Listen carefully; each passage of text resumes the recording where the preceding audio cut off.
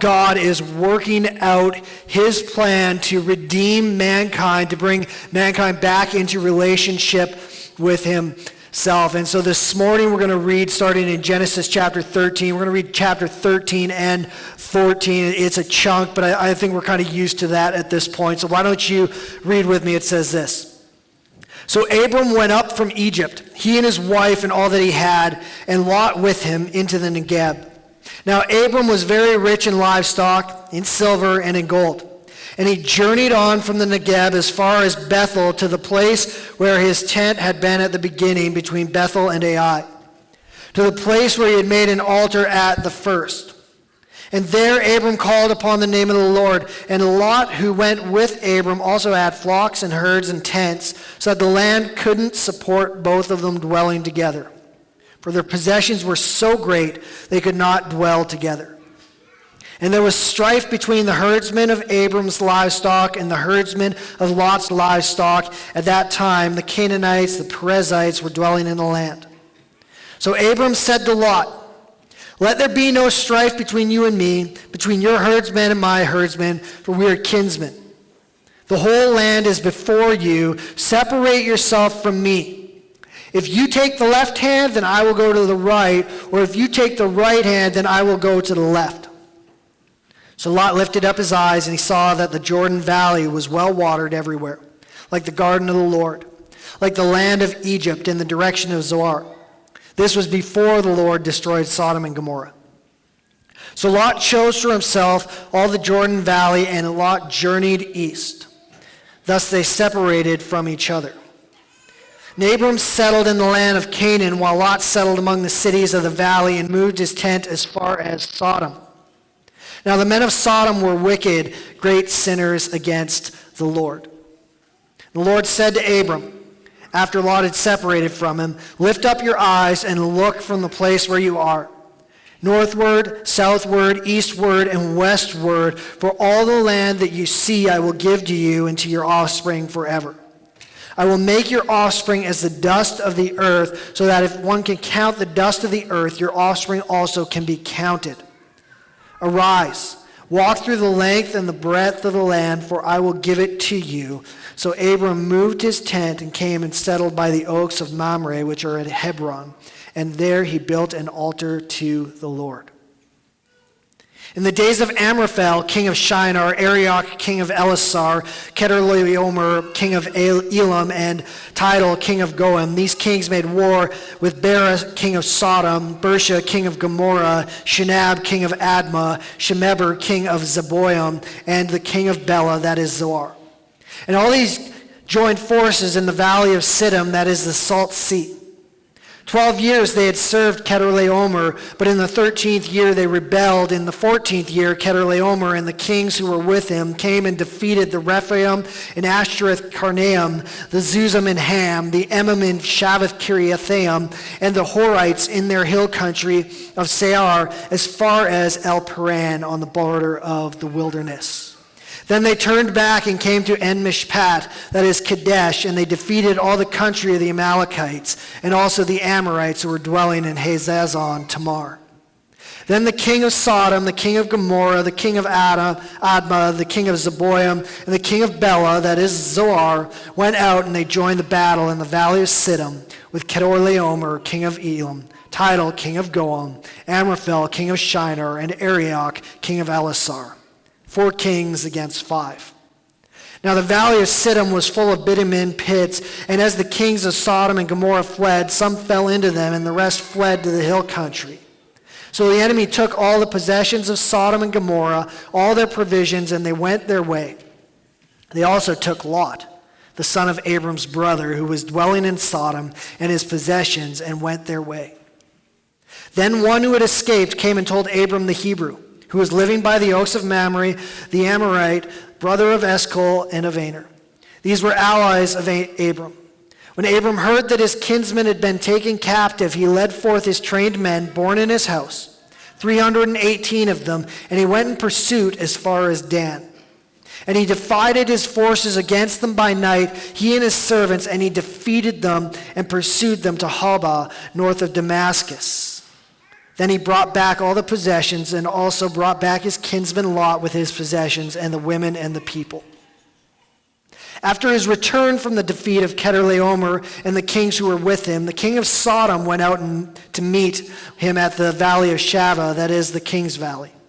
And Melchizedek, king of Salem, brought out bread and wine. He was a priest of God Most High. And he blessed him and said, "Blessed be Abram by God Most High, possessor of heaven and earth, and blessed be God Most High, who has delivered your enemies into your hand." And Abram gave him a tenth of everything. And the king of Sodom said to Abram, "Give me the persons, but take the goods for yourself." But Abram said to the king of Sodom, "I've lifted my hand to the Lord, God Most High, possessor of heaven and earth, that I would not take a thread or a sandal strap or anything that is yours, lest you should say, 'I've made Abram rich.' I will take nothing but what the young men have eaten and the share of the men who went with me. Let Aner, Eshcol, and Mamre take their share." All right, so there's a big text. There's a lot going on in there, and we're going to draw a few things out this morning. The first is this. The promise of God is dependent upon the work of God. All right, so track with me for a minute. We are going to see at numerous points in the Abraham narrative that God is intervening to make sure that what he said is going to happen actually happens, right? In this text in particular, we're going to see this with Lot separating. So what happens when Abram and Lot begin to separate? Abram looks and he goes, "Hey, man, look at everything that's before you. You choose which way you want to go." And I think sometimes what happens when we hear that, we're like, "Oh man, Abram was just being kind of polite." But what he's actually doing is he's got the promised land in front of him. He's like, "Man, Lot, you take whatever you want." He literally opens the door to hand off the promise of dwelling in the land to his nephew. And I think we can understand this on some level, right? Because Abraham is old. Probably doesn't think, even though God said he's going to have kids, probably doesn't think he's going to have kids, right? Lot is pretty, important to Abraham. He's his dead brother's kid. He has been with him a long time. He probably views him a little bit like a son. And so there's this temptation on Abraham's part both to cling to Lot, right? To give him the best. And then also to just kind of think that God might not come through on what he said he would do. So I think there's something for us to learn here, and particularly we can start with this. Good things can at times become the enemy of taking hold of the promise of God. And you'll note that I say promise there, not promises. We'll talk about that in a bit. It's not because God doesn't make various promises, but it's because we are talking about the big promise, right? In this case, family, which is a good thing, it's a blessing. We know that. We've already seen that throughout Genesis. God constantly looks with favor on family. He even commands multiple times, "Hey, be fruitful and multiply." But in this case, family becomes something that Abraham is clinging to more than he's clinging to God's promise. There's something in there for us to hear. And what's interesting is as we track through the Genesis narrative, what we're going to see is there is a reversal of this progressively in Abram's life where he begins to realize that he's got to give some of those things up. You're going to see that in a couple chapters with Ishmael, his first son, and then you're going to see that very much so in Genesis chapter 2 when he is going to sacrifice or almost sacrifice Isaac. So then what we could say is, man, if good things can become the enemy of receiving the promise of God, again, the promise, then I have two questions for you. First is this: do you know what God's promise is? And the second is this: are there some good things or maybe neutral things in your life that are torpedoing you receiving the promise of God? So let's talk about that for a moment. I want to talk about what God's definitive promise is, and I'll start by maybe taking a little bit of a detour here. Has anybody ever heard someone say, specifically in a Christian context, God promised me something, and then they finish that sentence with something like a personal item? Like God promised me my marriage would succeed, or God promised me my kids would serve him, or God promised me that my kids would come back to him, or God promised me that I would be healthy, or right? Like they fill it in with a person. Anybody ever heard that before? No, just me? I'm the only one who's hung around those kinds of people? All right. What I want to caution us in is, man, I think we need to be careful with our terminology on this. All right, I'll explain to you why.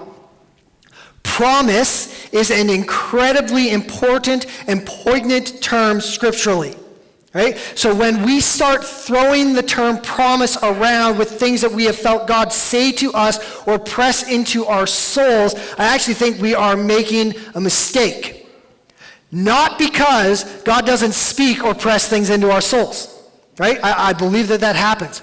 But because there is a marked difference between God making a promise in the scriptures and you or I feeling God saying something to us in our private prayer time or in a time of corporate worship or as a result of someone coming and speaking into our lives, right? There is a difference between those two things. One of those things, man, you take to the bank, you hold it with a closed hand. If God said it in Scripture, he promised it, you cling to that. Specifically, and here's where we're going to define what the big promise is, God is going to bring fruition to the blessing that he promised to all those who would have faith in the promise of Abraham, right? That all nations will be blessed as they relate to Abraham's descendant. Shocker, kind of spoiler, he's talking about Jesus. Right, so the big promise of God is that those who have faith in that promise to Abraham in Jesus become a part of a people and receive a place. They are God's own possession brought into his family, looking forward to both a present hope and a future one. Now that promise you hold with a closed hand. You take hold of that. You don't let it go. It's not negotiable. If you have faith, right, you can stand up and sing that song, and all the kids sing. That's super annoying, right? Father Abraham had many sons. You are a child of the promise. The other one, where you feel that God has maybe said something to you through a time of prayer or corporate worship or somebody speaking into your life, man, you hold that with an open hand. You use discernment. You weigh it against the scriptures, man. The number of times, and I'll just, for those of you who are on the dating scene, I'm going to give you a little bit of a tip here. The number of times I've heard people tell stories where somebody's coming and they're like, God told me that we should get married, right? Like, it's more than it should be, and what happens is somebody's just got a crush. They're like, don't know how to like emotionally deal with that, so they're like, I got to blame God for this, right? But you hold some things like that with an open hand, or maybe that one you just don't do it at all, right? That's the dating tip there. Don't pull that. Dudes, look at me, all right? Ladies too, but dudes especially, I want you to look at me. Do not blame God if you're going to break up with a girl, right? Even if it is God saying, like, this probably isn't the best deal, take some ownership. Man up. All right. All of that being said, we come back to the text and we can see that at the end of the day, God is the one who is guarding this whole thing. He's guarding it when we see Abraham interacting with Lot. He's guarding it when we see this battle that's going to happen. And then over and over and over and over again throughout the Abraham narrative, we are going to see God is guarding this thing. He is the one making it happen. And then you could track past the book of Genesis throughout the entirety of the scriptures and see that God in his people's history is the one making it happen, even in the midst of God's people's failures, even in the midst of God's people's imperfections. Give you an illustration. It's a little bit imperfect because I think the reality here is pretty dire, right? Like this is serious, but it's almost like when you are working on something with your kids and they're real little, or maybe you got like a niece or a nephew and you're working on some with them, or maybe you've just got a friend who is completely incompetent and you let them come along and help you on things. If you're ever doing anything mechanical, that's me. All right? I kind of imitate Jesus in this a little bit. Remember how Jesus turned water into wine? I turn minutes into hours when it comes to anything mechanical, right? I could take a 5-minute job and it's going to be at least 2 or 3 hours. So you got that, right? But at times you just let them help you because you love them, right?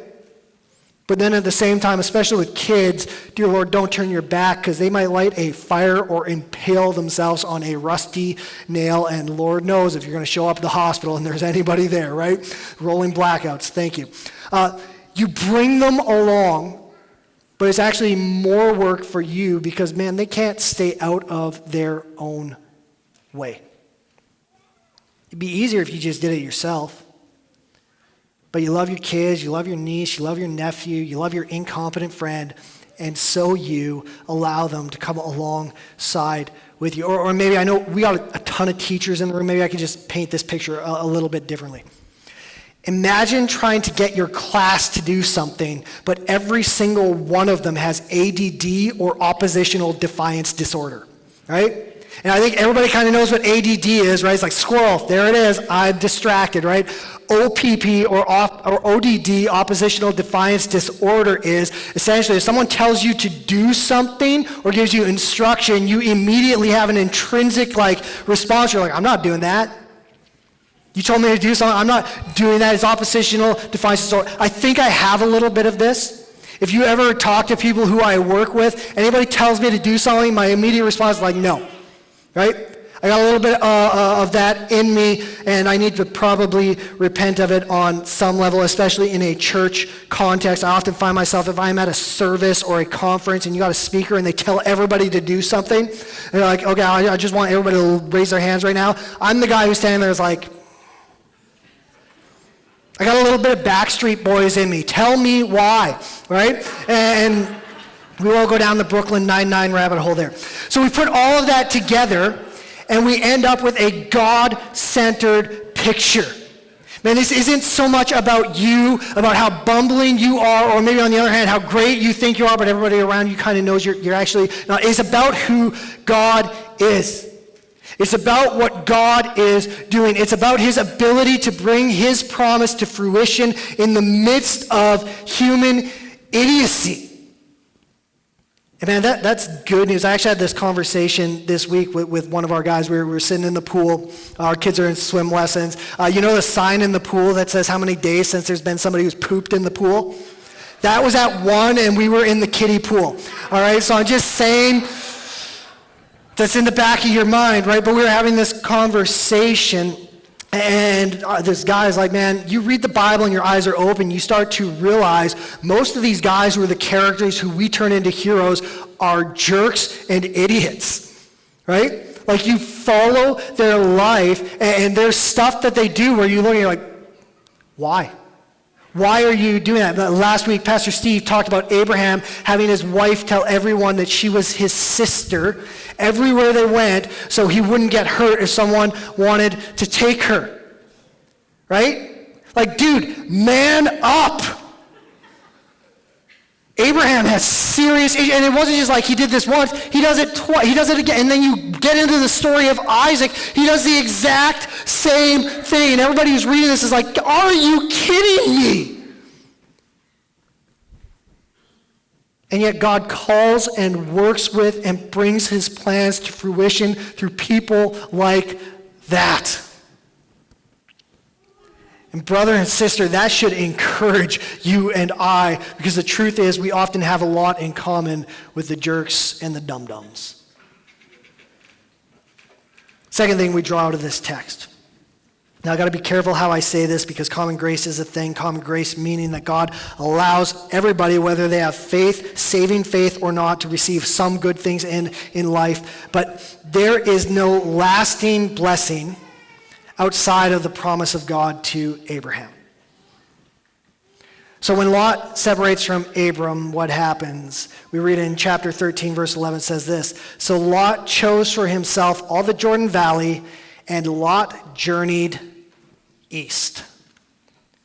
Now, if you've been here for the last couple of weeks, you know when you hear in the Genesis text that somebody is going east, your ears should perk up. Why? Because every time that somebody moves east in the Genesis narrative, they are moving away from the Lord. And what happens is the author of Genesis is using geographical locations to paint theological pictures, and all sorts of foreshadowing starts to take place.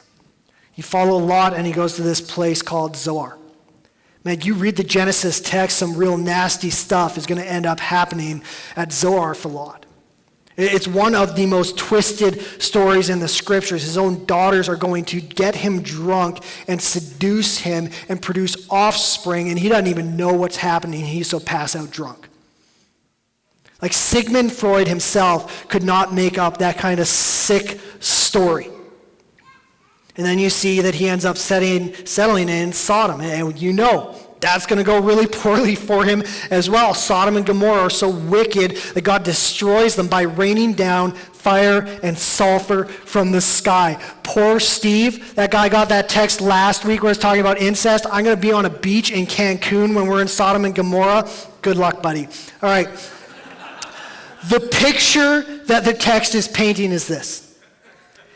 If you move away from the Lord, you move away from his promise and his blessing as well. Right? If you move away from the Lord, you move away from his promise and his blessing. This should be a really easy thing for us to work out, and yet on some level, we just don't even process that. We're like, I can do what I want, and God's going to be good with me. And yet the entire testimony of the scriptures is if you don't walk with him, man, you are setting yourself not only up for natural consequences, which you're going to see in the scripture, but also for active consequences where God will actually work against you. But then at the same time, there's this reality within this in which if you are within his promise, if you are walking with him, there is peace and there is blessing. Right, so you read 14, 1 to 12, the entire region around Abram is in chaos. You got these kings who are warring against each other. You got essentially the kings in the direct region of Canaan stopped kind of paying tribute to these kings who are further east, and Lot's living among these first kings, and these other kings are mad that they stopped getting their tribute, and so they come with their armies, and there's 9 different kings duking it out. This is like conflict on an, at this time, international level. And then you get to chapter 14, verse 13, and someone has to actually come to Abram and be like, hey, there's some stuff going on over here. Ben, Abraham's in the region. He has settled right there. Chapter 13 tells us that. He should probably know what's going on, and yet the author is painting this picture where he is completely unaware of the conflict. I'm going to borrow from a guy named John Sailhamer here, and I think he's right. What the author is showing us is that only those of promise, which is Abraham, can dwell in the land peacefully. Even though everything's falling apart around Abram, man, he's living in peace. Everybody else who has not received the promise is in turmoil. And that should tell us something. You fast forward that to the fulfillment of the promise, which again is Jesus. Only those who trust in Christ can dwell in the land, which is the kingdom of heaven. Anywhere else you look, there is turmoil and there is violence. I think if the author of Genesis were writing to us today, he'd say something like this. Unless you trust in Jesus, you can't have the kingdom of heaven. You won't know lasting peace. You won't know creation as it ought to be. Buddha will not get you there. Allah will not get you there. The pantheons of the Sikhs or the Hindus will not get you there. Atheistic naturalism will not get you there. Broad Western spirituality won't get you there. Lord knows the Democrats, the Republicans, the conservatives, or the liberals will not get you there. Jesus is the way that you have peace and dwell in God's secure promises. Outside of him, you will see turmoil. I should clarify to say this. That doesn't mean when you follow Christ, everything in your life always goes right. It means that you are part of a promise that both impacts here and now and gives you such a lasting hope that when the world is falling apart around you, you are some way able to walk through that knowing, man, Jesus is enough. We come back to this all the time. You go to Philippians 4, there's that verse that we love to misquote and throw it on a mug and drink our coffee or our tea out of. It says, I can do all things through Christ who strengthens me, right? That verse contextually, you look at what Paul is saying. What does he say before that? I know what it is to have plenty. I know what it is to have nothing. I know what it is to have lots of food. I know what it's like. He's like, whether things are going really well or whether things really are not going well, check this out. I can do all things through Christ who strengthens me. There's not some sort of self-help empowerment verse. That is, Jesus is my constant help. He is enough, and because he is enough, I can face all things. Third thing we draw out of this text, similar but some nuanced differences, is this. The promise is not built on worldly gain, but on God's blessing. So after Abram rescues Lot, two kings come to see him with gifts. One is the king of Sodom. The other is the king of Salem, a guy named Melchizedek. For my Bible nerds, we'll get there. I know you're excited. All right? The king of Sodom tries to tell Abraham to keep all the spoils of the battle, but Abraham says no. God has instructed him to take nothing from the battle, so the nations around him couldn't say, we made Abraham rich. But what you see in the text is Abram lets his three buddies who came with him to do battle take their share of the spoil. The whole idea here is that the promise of God and the establishment of his people does not happen through worldly riches or power, but through the blessing of the Most High God and dedication to him. Why do I say that? While Abraham rejects the king of Sodom's blessing or gift, he receives from and gives back to the king of Salem, who is, this text tells us, a king and priest of God Most High. And this king priest both gives to Abraham and blesses him in the name of the Lord, recognizing how Abraham's victory has gone down. He says this, God Most High has delivered your enemies into your hand. I don't want us to miss this. The way that God's promise works is not the same way that the world works. Okay, one of my favorite things to do, and this is, I probably shouldn't tell you this, but every 4 years, you know this, our neighbors to the south have a reality TV show that is worth watching called The Election. Watching the absolutely insane meltdowns that happen post-election day, whether it's on the left or it is on the right, is hilarious, right? Like, it's just funny. It's kind of like the car accident. You just can't stop watching. It's funny to watch, right? Why? Because people are so invested in this reality that if my people have control, things are going to be good for me. If my people have power, things are going to be good for me. And if the other side has control or the other side has power, dear Lord, look out. That's the way that our world oftentimes works. We think, man, if I've got power, things will be good. And yet what the scriptures show us continually is that the way of God, the way of Christ, is a reversal of that. It says, trust him, don't build on what the world has to offer you. When you come to the New Testament, Jesus is all over this. Whether it's in Mark 1, Matthew 4, Luke 4, the temptation of Jesus before he begins ministering in Galilee and Judea. Or maybe it's the refusal of Jesus to be made king by the people in John chapter 6. Or maybe it's his teaching throughout the entirety of the gospel. Is a great example in Matthew 6 where he says, man, don't lay up for yourselves treasures on earth, but lay up treasures in heaven. See, the ethic of God's kingdom and reign is to trust him and to be built on his promise, his blessing, rather than to be built by the world around us and what it has to offer. So let me ask you a question this morning. Man, who's building you? Who is making you?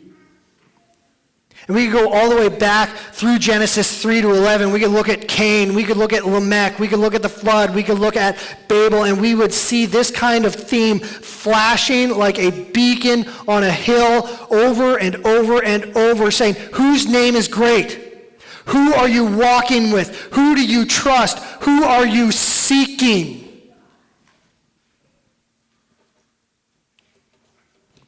This question is being pressed at us by the text. Who is building you? How are you being made? Are you taking from the world and allowing that to establish you, or are you being established and built by the promise of God?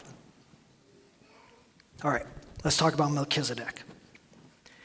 If you haven't got a chance to check out the video that we posted on Facebook this past week, I would suggest that you do that. On our Facebook site, we posted a video. If you're not on Facebook, you can look up on YouTube Peter Gentry, who is Melchizedek. Great primer for this conversation. There is a lot of speculation within the Christian theological world that revolves around this guy named Melchizedek, who shows up briefly, historically, right? And the speculation is that he is possibly what we call a Christophany. What a Christophany is a time where Jesus shows up in the Old Testament. The problem with Christophanies is there's always a little bit of argument, or almost always a little bit of argument around them. People are like, well, maybe that was Jesus, maybe it wasn't. Because really, I don't think any of the texts where it's possible, or where we say maybe that's a Christophany, are possible to say, man, that's explicitly Jesus in the Old Testament. I would suggest to you that there are a few examples where this happens. One I think we'll cover in a few weeks. Like I said, I'll be on a beach in Cancun. But when God comes down and sees Abram and he's going to destroy Sodom and Gomorrah, I would say, I think that's Jesus. I think Jesus is hanging out with Abraham and he is talking to him. Why? Because when God is represented as a man, I would suggest at least, or put forward, that's probably Jesus. So some people would say, okay, well, is Melchizedek one of those times where Jesus is actually around in the Old Testament? And the reason that a number of people think that is largely because of the handling of the author of the book of Hebrews. So in Hebrews, and especially in Hebrews chapter 7, we read something like this.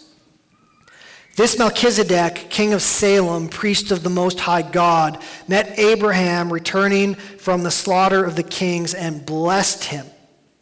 And to him, Abraham apportioned a 10th part of everything. He is first, by translation of his name, King of Righteousness, and then he is also King of Salem, that is, King of Peace. He is without father or mother or genealogy, having neither beginning nor of days nor end of life, but resembling the Son of God, he continues as a priest forever. All right, so it's pretty easy to see some Jesus stuff going on when the author of Hebrews is talking about Melchizedek. He doesn't have a genealogy. That sounds like Jesus. No beginning or end of days. That also sounds like Jesus. Resembling the Son of God. Well, Jesus is the Son of God. Resembling is a little bit loose, but there's some correlation there. And he's a priest forever, which also, a lot like Jesus. So it's possible then that Melchizedek is a Christophany, Jesus showing up in the Old Testament. That's kind of why people think that might be the case. While it's possible, and I hate to disappoint you with my take, I think it's more likely that something else is going on here. The author of Hebrews is borrowing from Psalm 110, which is a messianic psalm, meaning it is a psalm written about a Messiah figure who would rescue Israel. It's written hundreds of years before Jesus is born, and it says that the future Messiah would be a priest forever after the order of Melchizedek. So the author of Hebrews is taking those two texts, this Genesis text and this Psalms text, he's going, guys, look, Jesus, like Melchizedek, is both a king and a priest, and Jesus' priesthood, unlike the Levitical priesthood, which is attached to the law, is an eternal priesthood. All right, so if you're new to church or Christianity or not familiar with the Levitical priesthood, let me just Cole's notes this for you quickly. Within Christianity, there are two covenants. One is pre-Jesus, we call it the Old Covenant, and one is post-Jesus, we call it the New Covenant. The pre-Jesus covenant revolved around what we call the law. The law was like the Ten Commandments and then a lot of other stuff that was given to Moses, and it governed the lives of God's people until Jesus came. The post-Jesus covenant, or the new covenant, is a result of Jesus' life, death, and resurrection. And now, because Jesus has come, because he's lived, because he's died, because he's risen, because he's ascended, God's people are governed by the fulfillment of that first covenant, which is in Jesus, and then they are governed by the new covenant, which is unpacked in the New Testament documents. Well, we'd say Matthew, Mark, Luke, John, the Gospels, the epistles, and then into Revelation. So the author of Hebrews is going to his listeners, guys, you need to see Christ. You need to see Jesus. When you read the Old Testament, you should be seeing Jesus. Melchizedek should be making you see Jesus. Jesus is our priest. He's the fulfillment of that Psalm 110 prophecy. He's the one that offers the one-time sacrifice that covers us, that atones us, that cleanses us, that removes sin from us, that gives us peace with God, that gives us peace with others, that gives us a clean conscience, is Jesus. And so what the author of Hebrews, I think, and again, I'm not dogmatic on this, but what the author of Hebrews, either way, whichever interpretation you go with, is saying is like, man, guys, when you see this figure, you should be seeing Christ. You should be seeing what Jesus is going to do. And then here's the great thing. Like Melchizedek brought bread and wine to Abram to bless him, to refresh him, to nourish him, Jesus brings bread and wine to bless us. I know some of you are like, well, what about the 10% thing? I should just say this. We're not going to cover that this morning. Again, if you follow us on social media, there will be a 10, 15-minute video we're going to post this week talking about that. But coming back, and kind of where I want to focus is on this bread and wine aspect. Jesus, like Melchizedek blessed Abram, the receiver of the promise, blesses us. Why? Because when we have faith in that same promise, which ultimately is in Jesus, we are blessed by a king priest, which is, again, Jesus. Jesus brings bread and wine to us. It's a symbol of his body being broken. It's a symbol of his blood being shed, and it encapsulates all of this. Jesus has done it. Jesus fulfills the promise to Abraham. Jesus is the priest and the king that Melchizedek was priming us to see. Jesus is the one that we are blessed through. Jesus is the one that gives us a place and brings us into a people.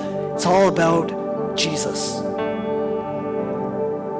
So this morning what we're going to do is we are going to receive that bread and the wine, which we symbolize it in juice and these crackers. We're going to receive from Christ the blessing of promise. So what I want you to do is, if you have faith in that promise, you have faith that Jesus is the one who restores you to God, you have faith, you believe that, then I'd say this is for you. And I want to be very clear on this. Belief does not mean mental assent. It can, but in a New Testament context especially, that's not what belief is referring to. Belief is referring to something that takes hold of you in such a way that it actually transforms the way that you think, the way that you act. Belief is a holistic reality that says, Jesus died, Jesus rose, Jesus ascended. My life is in him. And so this morning, if you believe that, I'm going to invite you to come and to grab these emblems. We call them sacraments. Jesus told us to take them. Why don't you come? Why don't you grab these in a minute? We'll take together.